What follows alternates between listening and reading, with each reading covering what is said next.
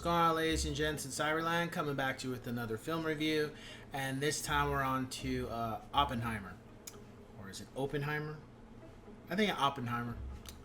Anyway, I had heard a lot of things about this film when it was in theaters. Nolan, of course. And I was just like, I'm not going to go to theaters to see it, but I know it, but coming across certain things, but I was like, I will buy it when it comes out. And it came out, bought it, watched it with the wife, and man, this was a good film. Woo! Cillian Murphy is just a great actor, and surprisingly, I don't think I paid too much attention to the film at the time because I didn't know Robert Downey Jr. was in it either. I was like, oh man, and he was great. Surprisingly, what he ended up portraying more than halfway through the film, it was I was shocked. We had other people in here, Matt Damon. I think I hadn't seen him in a while, but Josh Hartnett was in here too. I was like, oh shoot, he's in here. So basically, the film, the gist of the film was about the atomic bomb and why it was created, the whole Manhattan Project, and the reasoning behind it. But it also showed other things that were already starting to kind of bubble up at the surface, even though World War II was going on and eventually was going to end, and that was communism and the Cold War coming around right after World War II, are kind of already getting ready to start up. And we just see perspectives from everybody in that that realm at the time.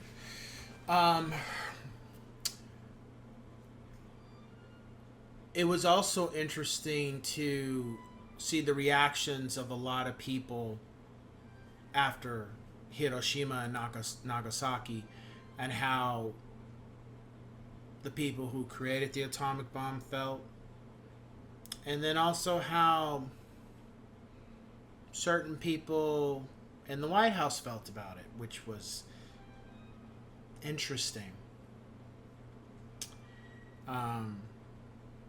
The perspectives of Einstein and Oppenheimer and a bunch of other people was rather interesting, because I know like Band of Brothers, World War II kind of thing, the war itself. I didn't know a lot about the people behind the scenes when it came to the atomic bomb and the Manhattan Project. I was ignorant to all those things, and it was interesting to see how everything manifested itself on screen for the most part. The pacing was excellent. The film didn't drag at any point.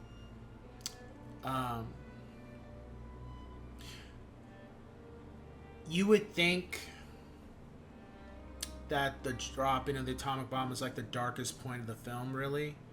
But honestly, I think the second half of the movies where things got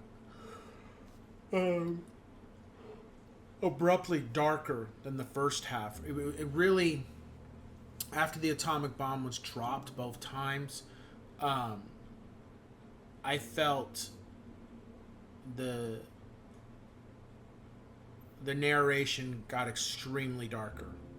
And you would think, well, the bomb should be the worst thing. And it's like, no. It was everything that came after that it was just really, the tone changed abruptly.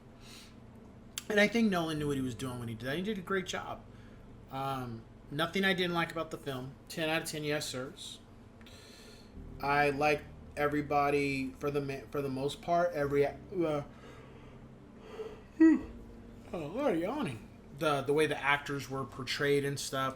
I gotta say, Robert Downey Jr. in this was like, I had seen him for so long as Iron Man that I was glad that he took this role, or he was asked to do it or whatever. But it was great to see him in this, because it was surprising to see him act the way he did from the very beginning up until the very end. It was shocking, and it was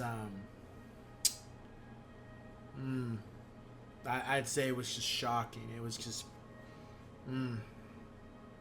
his character, the person he was portraying. That was